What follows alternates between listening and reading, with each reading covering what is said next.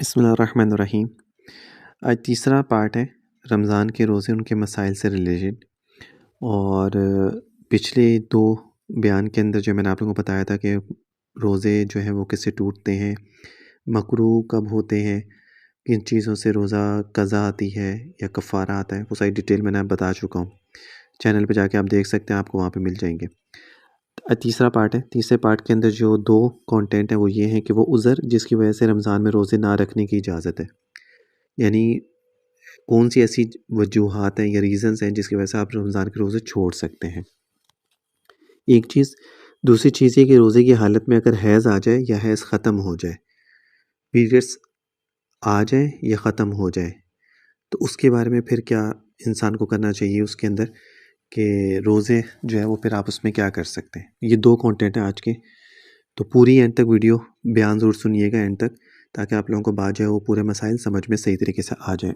बहुत इंपॉर्टेंट है, ये ना हो कि आप लोगों को रोज़ा वगैरह इससे ख़राब हो जाए।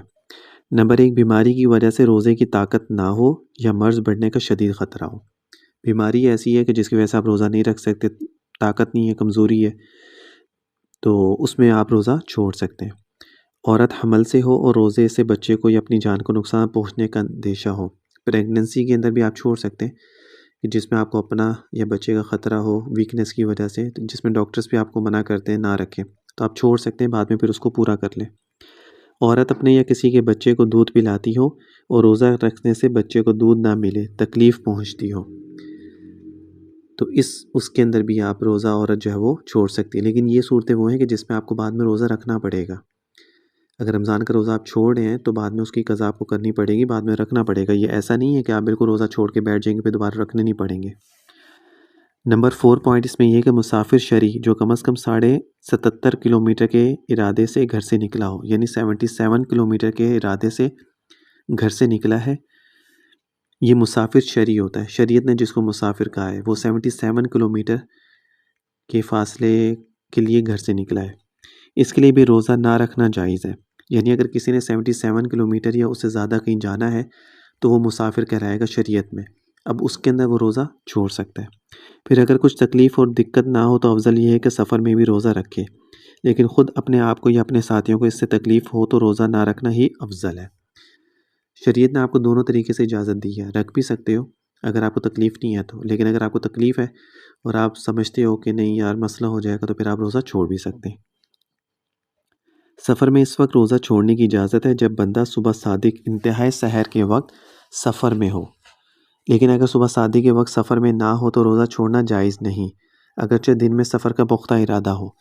अब ये भी एक सूरत है, अगर तो सुबह सादिक के वक्त में अगर सफ़र में हो तो फिर रोज़ा छोड़ सकता है, लेकिन अगर दोपहर के वक्त या शाम के वक्त में हो तो फिर रोज़ा ना छोड़े, क्योंकि उसमें फिर ये होता है कि टाइम जो है ना वो शॉर्ट होता है।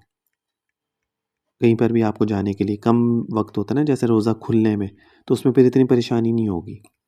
जैसे अगर कोई सारा दिन घर में ही था, अब वो दोपहर के टाइम में या शाम के टाइम में वो निकलने लगा है, तो उसमें फिर वो रोज़ा ना छोड़े। हाँ, सुबह सादिक जब रोज़ा रखने का वक्त होता है उस टाइम पर अगर कोई है तो फिर छोड़ दे। नंबर 5, बेहालत रोज़ा सफ़र शुरू किया तो इस रोज़े का पूरा करना ज़रूरी है। यानी अब अगर किसी ने रोज़ा रख लिया, जो मैंने अभी सूरत आप लोगों को बताई है, किसी ने रोज़ा रख लिया, अब वो सफ़र का इरादा उसका है 10-11 बजे सुबह में या 12-1 बजे है या दोपहर में, तो इस सूरत में फिर वो रोज़ा ना छोड़े। और अगर सफ़र में बग़ैर रोज़े के था और कुछ खा पी चुका, इसके बाद वह वतन वापस आ गया, यानी शहर वापस अपने आ गया, तो बाकी दिन रोज़ादारों की तरह गुजारे, खाने पीने से एतराज़ करे। और अगर अभी कुछ खाया पिया नहीं था कि वतन में ऐसे वक्त वापस आ गए जबकि रोज़े की नीयत हो सकती हो, यानी ज़वाल से 1.5 घंटा पहले तक, तो इस पर लाजिम है कि रोज़े की नीयत कर लें। अब ये समझने वाला पॉइंट है, मैं आपको दोबारा समझा देता हूँ। बहालत रोज़ा सफ़र शुरू किया तो इस रोज़े का पूरा करना ज़रूरी है। रोज़ा था, फिर इसने सफ़र शुरू कर दिया, तो इस सूरत में इसको रोज़ा पूरा करना चाहिए, रोज़ा नहीं छोड़ना चाहिए। एक सूरत। और अगर सफ़र में बग़ैर रोज़े के था, यानी उसने रोज़ा नहीं रखा था, सफ़र में था और कुछ खा पी चुका, इसके बाद शहर वापस आया, तो बाकी दिन रोज़ेदारों की तरह गुजारेगा। यानी इसने रोज़ा नहीं रखा, कुछ खा पी भी लिया, अब वो अपने घर आया है। अब ये नहीं कि घर आके जो है वो खाना पीना शुरू कर देगा, नहीं, वो वैसे ही सारा दिन अपना गुजारेगा जब तक इफ्तार तक का जो टाइम है उस वक्त तक वो ऐसे ही वक्त गुजारेगा जैसे उसका भी रोज़ा है, कुछ खाएगा पिएगा नहीं। और अगर अभी कुछ खाया पिया नहीं था और वो वापस आ गया और वो आया भी ऐसे वक्त में है कि जब ज़वाल से 1.5 घंटा पहले तक, तो उसमें वो नियत कर सकता है रोज़े की और वो फिर रोज़े को अपना पूरा करेगा। ये 3 सूरतें इसके अंदर हो गई, ठीक है। बहालत रोज़ा सफ़र शुरू किया तो इस रोज़े का पूरा करना ज़रूरी है। एक सूरत, अगर सफ़र में बग़ैर रोज़े के था और कुछ खा पी चुका, इसके बाद वो घर वापस आया, तो अब वो घर में ऐसे ही रहेगा जैसे उसका रोज़ा है। बेशक रोज़ा नहीं है उसका, लेकिन लोगों के सामने खाएगा पिएगा नहीं। तीसरी सूरत ये है कि वो अपने घर वापस आया, ठीक है। रोज़ा उसने रखा हुआ था, खाया पिया कुछ नहीं है उसने, और वो अपने घर वापस आया, लेकिन वो इस वक्त में आया कि जब अभी ज़वाल से 1.5 घंटा पहले तक वो घर आ गया, तो इसमें वो नियत कर लेगा और रोज़ा रख लेगा। ये ऐसे ही है कि जिसने रात को कोई सोया, सहरी में उसकी आँख नहीं खुली और वो सुबह 8-9 बजे उठा और उसने कुछ खाया पिया भी नहीं था, तो अब इसमें वो नियत कर ले रोज़े की और वो रोज़ा अपना पूरा कर ले। अच्छा, नंबर 6 पॉइंट इसमें ये कि बीमारी या भूख प्यास का इतना गलबा हो जाए कि किसी मुसलमान दीनदार माहिर तबीब या डॉक्टर के नज़दीक जान का ख़तरा लाहिक हो तो रोज़ा तोड़ देना जायज़ है, बल्कि वाजिब है। किसी ने रोज़ा रखा लेकिन अब इतना मर्ज़ बढ़ गया या कमज़ोरी हो गई और डॉक्टर और तबीब या जो भी है वो उसको कह रहा है कि हाँ भाई इसके लिए जान का ख़तरा हो सकता है, तो इस सूरत में वो अपना रोज़ा तोड़ दे, वाजिब है। इसी तरह अगर हामिला खातून को अगर बच्चे या अपनी जान का ख़तरा हो तो रोज़ा तोड़ना जायज़ है उसके लिए। ये वैसे सूरत ना एक दफ़ा मेरे साथ हुई थी।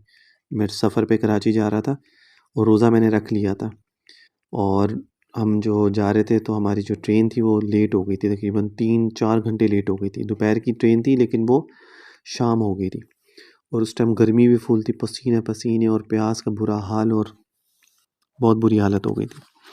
अच्छा, नंबर 7 ये कि औरत के लिए माहवारी अय्याम में और बच्चे की पैदाइश के बाद जो खून आता है यानी निफास, इस दौरान रोज़ा रखना जायज़ नहीं है। यानी जो 7 दिन होते हैं पीरियड्स के उसमें भी रोज़ा रखना जायज़ नहीं है और जो प्रेगनेंसी के बाद जो निफास का जो ब्लीडिंग होती है उसमें भी रोज़ा रखना औरत के लिए जायज़ नहीं है। इसमें रोज़ा छोड़ सकती है। ये तो वो पॉइंट हो गए जिसमें शरीयत आपको इजाज़त देती है कि आप रोज़ा छोड़ सकते हैं। अच्छा, एहतराम रमज़ान यानी रमज़ान के एहतराम में बीमार, मुसाफिर, हैज़, निफास वाली औरत जिनके लिए रमज़ान में रोज़ा ना रखना और खाना पीना जायज़ है, इनको भी लाजिम है कि रमज़ान का एहतराम करें, सबके सामने खाते पीते ना फिरें। यानी जो लोग मुसाफिर हैं और बीमार है, हैज़, निफास वाली औरत है, इन सब के लिए रोज़ा छोड़ना तो जायज़ है, लेकिन इनके लिए ये जायज़ नहीं कि जो रोज़ेदार हैं उनके सामने खाना पीना कर रहे हैं, उनके लिए एहतराम में इनको खाना पीना नहीं चाहिए और अगर कुछ खाना ही है तो छुप कर खाएँ ताकि किसी को नज़र ना पड़े। रोज़े की हालत में हैज़ आ जाए या हैज़ ख़त्म हो, यानी अगर किसी ने रोज़ा रखा हुआ है, हैज़ आ गया, पीरियड्स हो गए, या अगर किसी ने पीरियड्स उसके चल रहे थे लेकिन उसकी ब्लीडिंग ख़त्म हो गई, अब दोनों सूरतों में क्या करेंगे? अगर औरत को रोज़े की हालत में हैज़ आ जाए तो वो बकिया दिन खा पी सकती है, रोज़ेदार की तरह रहना ज़रूरी नहीं है। और अगर पहले से हैज़ या निफास में थी और रमज़ान के दिन में पाक हो गई तो बकिया दिन रोज़ेदार की तरह मानिंद है, इसके लिए खाने पीने की इजाज़त नहीं है और बाद में इस रोज़े की क़ज़ा भी करे। एक औरत थी, ठीक है, हैज़ की यानी पीरियड्स की हालत में थी, तो वो बकिया दिन खा पी सकती है, ठीक है, और यानी रोज़ा था उसका, आधा दिन गुज़रा था रोज़े में और उसको पीरियड्स हो गए, ठीक है, तो अब इसके अंदर वो खा पी भी सकती है, रोज़ा तो उसका ज़ाया हो गया, ख़त्म हो गया, अब रोज़ा नहीं है और उसके लिए रोज़ेदार की तरह रहना ज़रूरी भी नहीं है, ठीक है।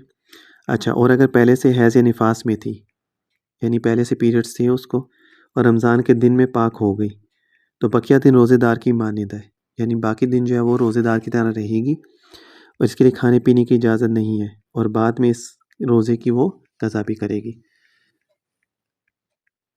रोज़ा था, हैज़, पीरियड्स हो गए, अब उसमें वो खा पी भी सकती है, रोज़ा ख़त्म हो गया। रोज़ा नहीं था, पीरियड्स में थी, अब उसके अंदर अगर उसका दिन पाक हो गई वो, तो अब बाकी दिन जो है वो रोज़े की तरह गुजारेगी और बाद में इसकी क़ज़ा भी करेगी। मज़कूरा उज़्रों में से किसी उज़्र की वजह से अगर रोज़ा ना रख सका तो बाद में जब उज़्र जाता रहा तो जल्द रोज़ा क़ज़ा कर लेना चाहिए। ज़िंदगी और ताकत का भरोसा नहीं, क़ज़ा रोज़ों में इख्तियार है कि लगातार रखें या एक-एक, दो-दो करके रख लें। क़ज़ा रोज़ों में जो है आप एक साथ भी रख सकते हैं, या गैप दे के भी रख सकते हैं।